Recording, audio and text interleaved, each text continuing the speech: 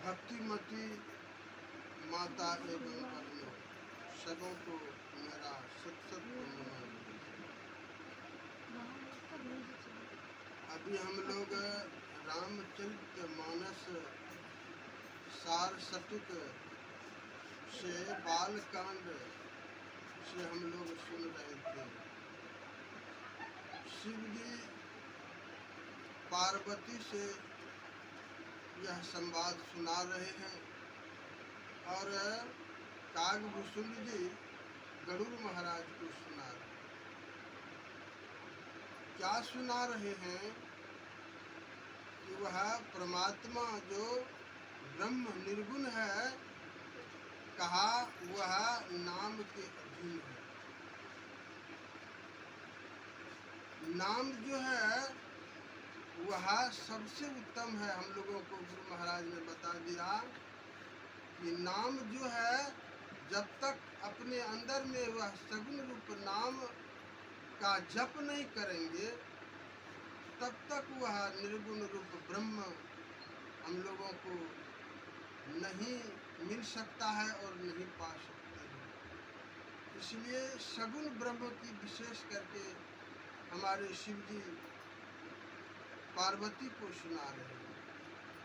कहा रामचरितमानस जो है वह पहले शिव जी के मन में था, वो अपने अंदर में रखे हुए थे और जब समय पाया तो शिव जी ने वह पार्वती को सुना।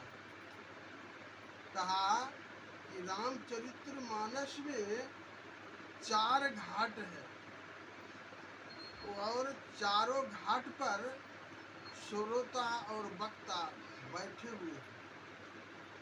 वह श्रोता और वक्ता कौन है?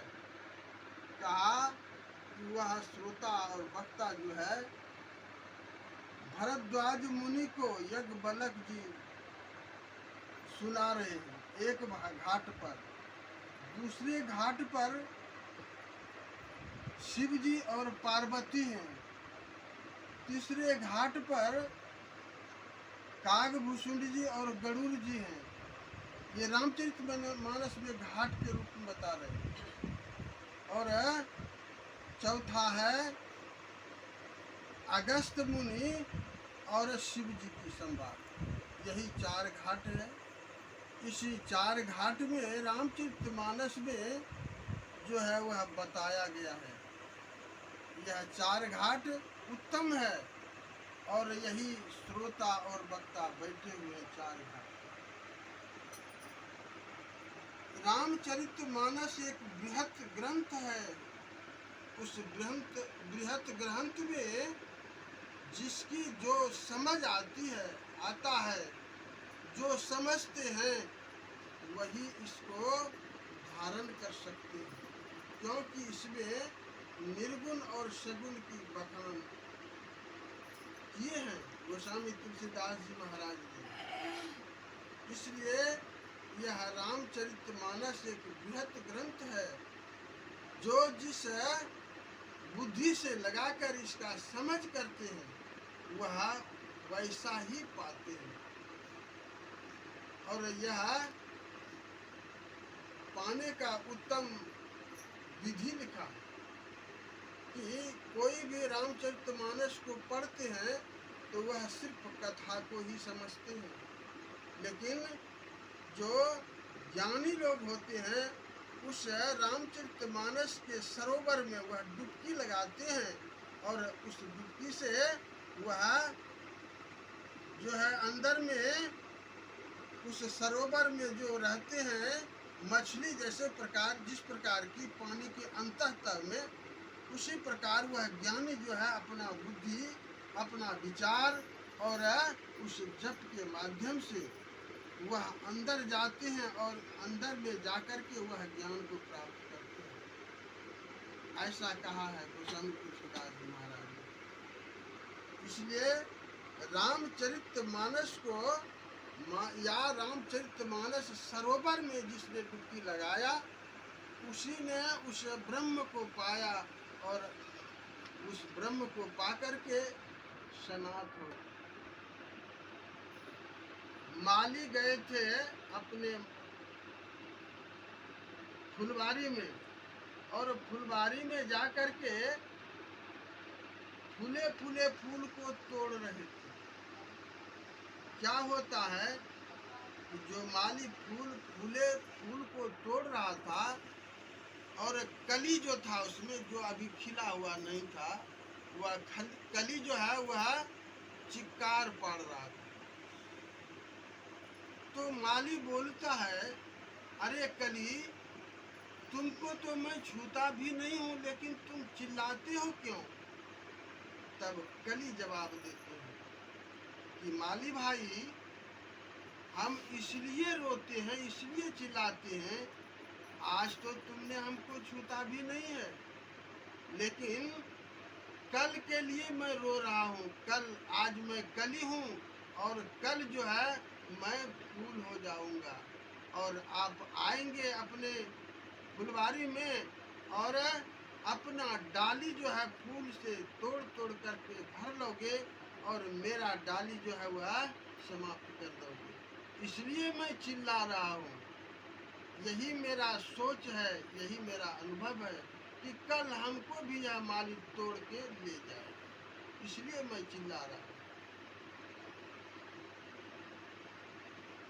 गुरु नानक देव जी महाराज ने बड़ा अच्छा कहा कि यह शरीर जो है कब चला जाएगा इसका पता नहीं। हम लोग बहुत सोच बना रखे हैं, जब हमारे गांव में या हमारे परिवार में कोई मर जाते हैं तो उसको हम लोग ले जाते हैं घाट पर, और घाट पर ले जा करके उनको जला देते हैं। वहाँ थोड़ा सा ज्ञान प्राप्त होता है। क्या होता है कि आप बेचारा बहुत अच्छा था और आज दुनिया से चला गया। क्या लेकर के गया? कुछ नहीं लेकर के गया। इसलिए हम लोगों को भी चाहिए परमात्मा का भजन जो हम लोगों के साथ में वह जाएगा। इसलिए गुरु नानक देव जी महाराज ने बहुत अच्छा बात कहा कि हम लोग कब चलेंगे इसका कोई ठेकेदारी नहीं लिया, कोई ठेकेदारी नहीं। नाहंग बालकं नाहंग यौवनं नाहंग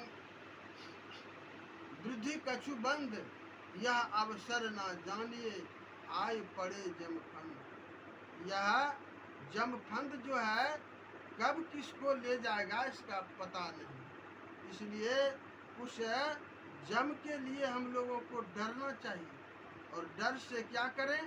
परमात्मा का भजन करें, तभी हमारा वह डर खत्म होगा।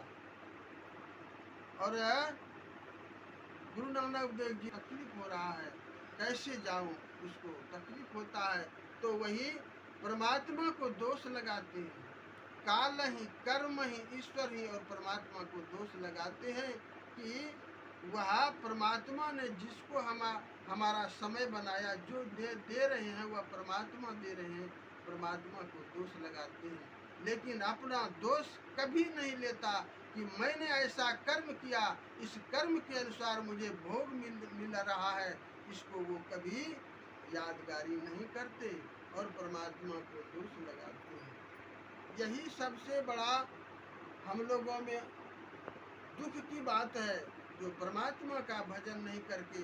क्योंकि रामचरितमानस में कहा, बड़े भाग्य मानुष तन पावा। मनुष्य का शरीर जो है बड़ा भाग्य से मिला है, और इस भाग्य वाला शरीर को पाकर कहा इसको देव दुर्लभ।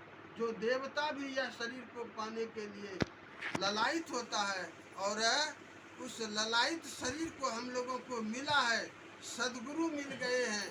और अज्ञानी जो लोग होते हैं वह इस भाग्यवान शरीर को समझ नहीं सकता, और अपने जीवन को विषय में खपा करके और अपना जीवन गंवा करके फिर उसी नरक में उसको जाना पड़ता है, और जा करके उस नरक में वो दुख भोगता है। इसलिए मनुष्य शरीर पाकर हम लोग अभागा नहीं बने, इसको याद करें, परमात्मा को याद करें।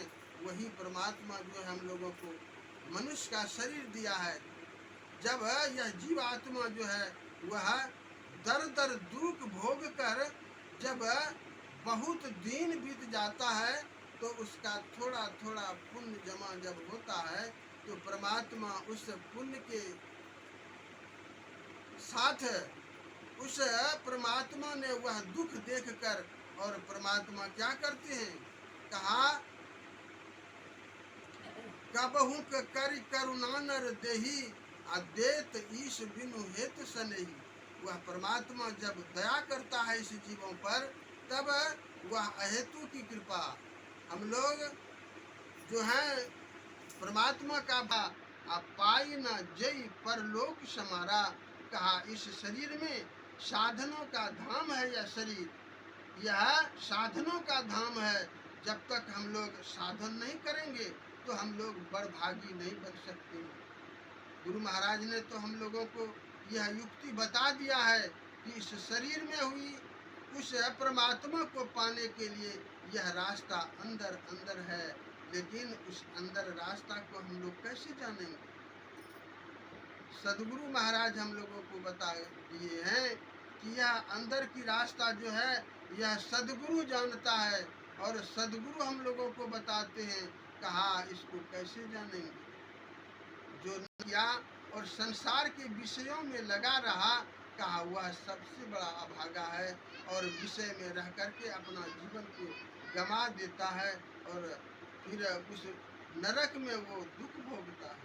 इसलिए हम लोगों को चाहिए सत्संग में बैठकर यह शरीर का जो सबसे बड़ा भाग्य है इसको हम लोग उदय करना चाहते हैं तो सदगुरु के युक्ति से बैठ करके साधना करेंगे और साधना करके अंदर अंदर चलेंगे तो वह स्थूल से सूक्ष्म, सूक्ष्म से कारण और कारण से महाकारण में चले जाएंगे।